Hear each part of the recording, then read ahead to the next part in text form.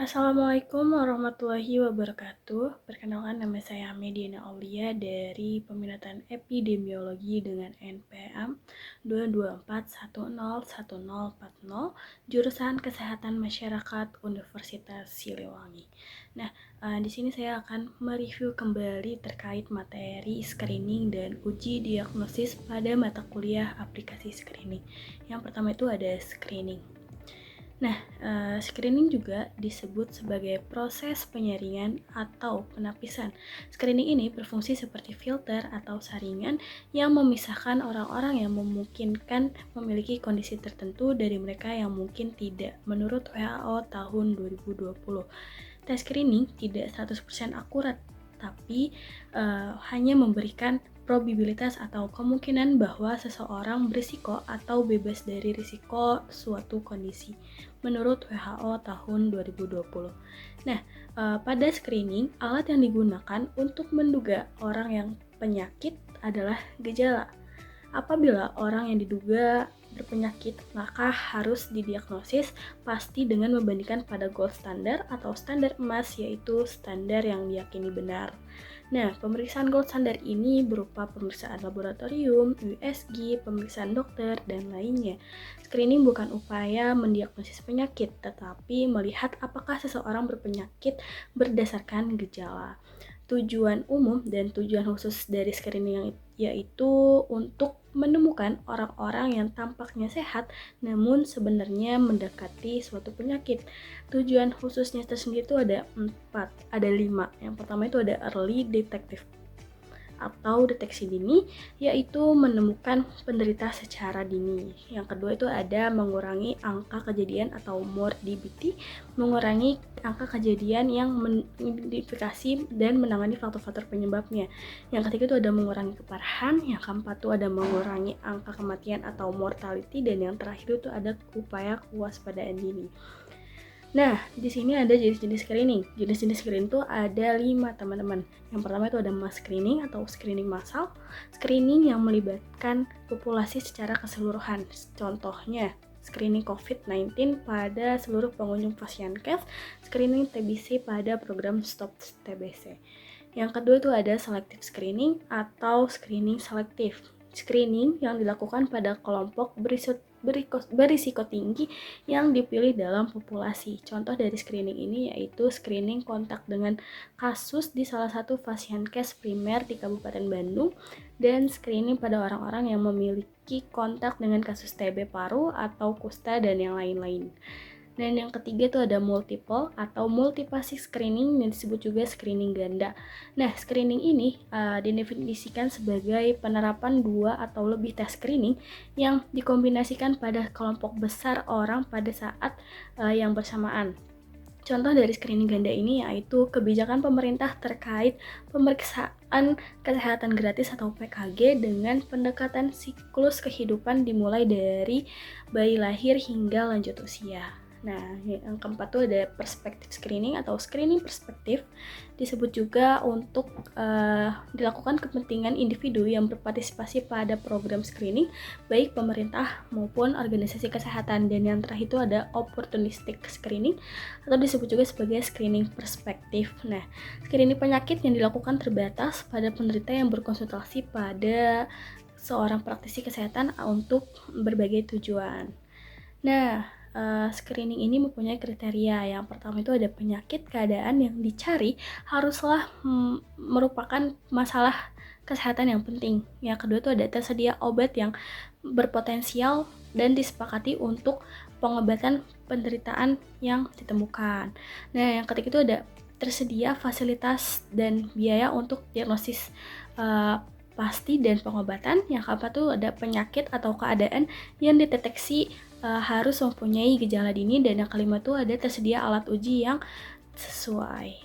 Nah, manfaat dari screening itu yaitu dapat dilakukan dengan biaya yang relatif murah dan dapat dilaksanakan secara selektif. Nah, selanjutnya itu ada dapat dengan cepat diperoleh keterangan tentang sifat dan situasi penyakit dalam masyarakat untuk pengendalian, dan pelaksana screening ini cukup sederhana, relatif mudah, dan memiliki fleksibilitas yang cukup dan penerapannya. Nah, tetapi screening ini mempunyai kekurangan. Nah, seperti pada tes medis atau uji tes yang pada umumnya ini digunakan dalam screening, tapi dia tidak sempurna. Yang kedua itu hasil pengujian tidak tepat dapat menunjukkan hasil yang positif untuk mereka yang tanpa penyakit atau false positif, atau hasil negatif bagi yang memiliki penyakit atau false negatif. Tetapi screening ini membutuhkan biaya dan melibatkan sumber daya medis pada sebagian besar orang yang tidak membutuhkan pengobatan. Nah, selanjutnya itu kita akan membahas terkait materi atau mengulang kembali terkait uji diagnostik. Apa itu diagnostik atau diagnosis? Diagnosis adalah proses untuk menentukan kondisi kesehatan pasien, baik penyakit maupun masalah kesehatan lainnya. Penegakan diagnosis ini dilakukan atas dasar yang pertama tuh anamnesis, terus yang kedua itu ada pemeriksaan fisik, dan yang ketiga itu ada pemeriksaan penunjang. Tujuan dari uji diagnosis ini yang pertama itu untuk screening, pengobatan diagnosis, pengobatan pasien, dan studi epidemiologi. Nah, dalam pelaksanaan uji diagnosis ini dapat dilakukan secara bertahap atau serial dan sekaligus beberapa uji diagnosis atau disebut juga paralel. Nah, uji diagnosis pada serial ini uji pemeriksaannya dilakukan secara bertahap. Perlu atau tidaknya pemeriksaannya lanjutan ditentukan hasil pemeriksaan yang sebelumnya. Kalau misalnya uji diagnosis paralel atau uji paralel, pemeriksaannya dilakukan sekaligus. Uji paralel biasanya dilakukan pada kasus yang memerlukan diagnosis cepat atau kasus yang gawat darurat. Syarat dari uji diagnosis ini untuk keperluan screening ada beberapa syarat. Yang pertama itu prevalensi penyakit harus cukup tinggi. Yang kedua, harus tersedia terapi atau intervensi yang efektif yang dapat mengubah perjalanan penyakit. Yang ketiga itu pengobatan dini harus lebih baik ketimbang pengobatan pada kasus yang lanjut. Yang keempat itu penyakit tersebut menunjukkan morbilitas dan atau mortalitas yang bermakna apabila tidak diobati. Nah, prinsip dasar dari uji diagnosis atau screening ini, uji diagnosis atau screening yang baru harus memberikan manfaat yang lebih dibanding uji yang telah ada, di mana uji yang dilakukan dapat memberikan nilai diagnosis yang lebih baik. Nah, selanjutnya penelitian untuk memperoleh uji diagnosis baru meskipun nilainya tidak lebih dari uji diagnosis yang sudah ada harus memiliki beberapa kelebihan. Yang pertama, nilai diagnosis tidak jauh berbeda. Yang kedua, lebih nyaman bagi pasien atau misalnya tidak invasif. Yang ketiga, lebih mudah atau lebih sederhana. Dan yang keempat tuh lebih murah. Selanjutnya, ada syarat uji diagnosis baru. Kaitannya dengan uji diagnosis baru ini dengan gold standard. Gold standard yang digunakan sebagai pembanding tidak boleh mengandung unsur atau komponen yang diuji. Gold standard tidak boleh memiliki sensitivitas atau spesifisitas yang lebih rendah daripada uji diagnosis yang baru.